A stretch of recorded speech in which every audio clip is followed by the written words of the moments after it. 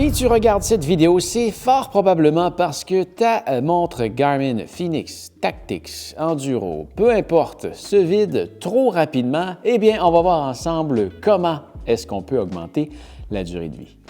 Présentement, celle que j'ai entre les mains, c'est la Enduro 2. C'est la montre de Garmin qui a actuellement la plus grosse charge et je l'ai mis dans le pire des paramètres pour qu'elle consomme sa batterie ultra rapidement.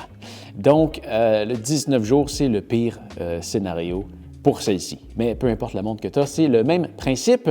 Donc, qu'est-ce qui peut faire en sorte que ça se gruge rapidement? On va aller voir la première option, une que je vois très souvent. On va se rendre dans le menu, donc on maintient le bouton menu et on va descendre ensuite jusqu'à capteurs et accessoires. Et on va aller voir notre fameux oxymètre de pouls. Ça, c'est le capteur d'oxygène qui se trouve dans le capteur cardiaque. Ça détecte la quantité d'oxygène qu'il y a dans ton sang. Donc, on était à 19 jours parce que, il fonctionne toute la journée. Si on fait juste le mettre pendant le sommeil, donc si je sélectionne ça ici, je retourne à l'écran d'accueil, tu vois, je passe déjà à 24 jours. Je viens de gagner 5 jours. Et si je le désactive totalement, donc on retourne ici dans capteurs et accessoires, on va aller dans oxymètre de pouls et on va aller le mettre à vérification manuelle.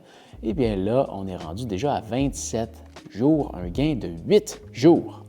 Et si jamais tu veux le faire manuellement, là, eh bien, tu peux venir ici jusqu'à oxymètre de pouls, tu rentres là-dedans, tu fais juste attendre, il faut que tu apportes pendant ce temps-là, puis ça va se faire tout seul. Tu n'auras juste pas le suivi de toute ta journée.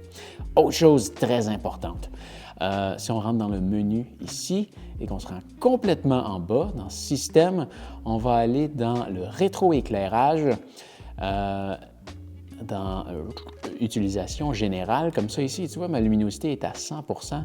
On pourrait juste réduire ça à, moi personnellement, je l'utilise à 20 %, ce qui est celle-là ici, ce qui va nous faire grimper déjà là à 34 jours.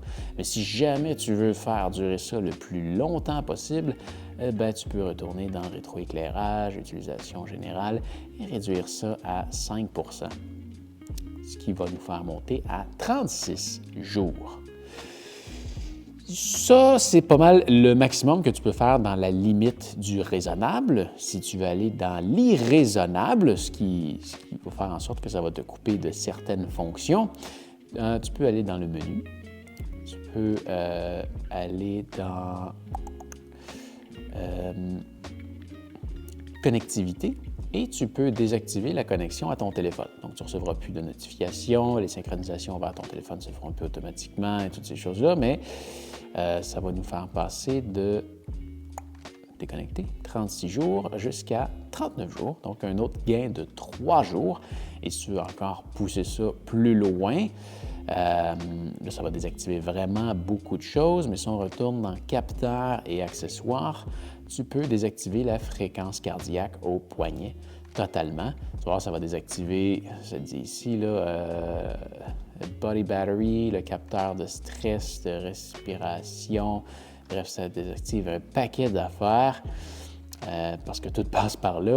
Et ça nous monte jusqu'à 62 jours. Et là, si tu veux aller dans le vraiment irraisonnable, eh bien, on peut aller dans Système. Non, c'est pas vrai. On peut aller dans Gestionnaire d'alimentation. Ça, c'est, je recommence. Menu. On maintient le bouton menu. On s'en va en haut une fois, en haut 2 fois. Gestionnaire d'alimentation. Et si tu actives l'économie... voilà, état désactivé. Si tu actives ici l'économie d'énergie, tu peux tomber jusqu'à 112 jours d'utilisation. Mais tu vas avoir une montre qui ressemble à ça.